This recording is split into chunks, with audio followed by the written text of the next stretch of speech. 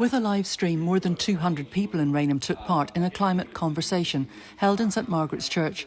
It was the final in a series of events organised by the Labour and Cooperative Party across all the Medway towns to find out directly from people what the key issues are for each area. Interestingly, every one of those conversations has been a bit different. So actually, depending perhaps where they are, what their priorities are. So we've talked about housing, we've talked about air quality. That's a big issue, and I suspect that may come up tonight. We've got some air quality stuff happening here in Rainham with the idling policy. So yeah, and it's always fascinating, I think, to actually hear and almost validate what we're saying. You know, I like to think we are in touch with the people of Medway, and the conversations today. Many people here, they've said themselves, are not necessarily Labour voters, and that's great. We want to, if we have an administration from a Labour Party next year, we want to work for all of the residents across Medway, including, of course, here in Rainham.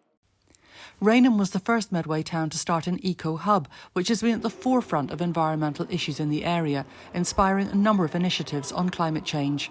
I think all of them have been impressive in different ways. I mean, we were out at High Housestow a few weeks ago, and it was all about the problems at Who and the housing issues and the impact on the environment of that. Here in Rainham, the Eco Hub are amazing. I can only think of good things to say about them, to be honest. And I'm really grateful to St Margaret's for allowing us to come here this evening and use their facilities. And I think with the Eco Hub, because they've been around for a few years now, there's a much more educated kind of people know what the issues are.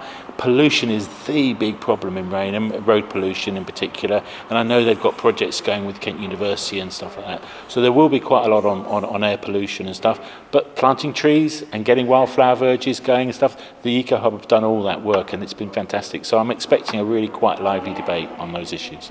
Climate change is an important issue to myself and to my family. I've got 2 young kids. I want their grandchildren to grow up in an air that you can breathe and trees that are alive and they survive. So, number one issue to me, so when everybody comes out and talks about it, I'm there just to listen and exchange ideas, because I think that's the important thing about here.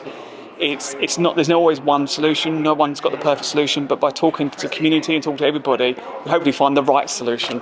I think it's about recognising that we've got a whole bunch of challenges, all of which need to link back to that climate emergency. So we have a housing crisis, we have a cost of living crisis, we have a transport crisis, we have an air quality crisis.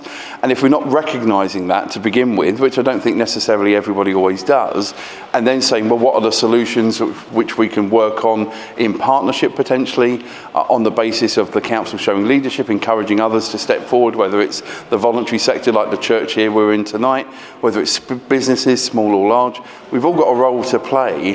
And I think the council should be that conduit, encouraging everybody to play their part. The feedback from these events will be collated to plan actions that will have the support of the community.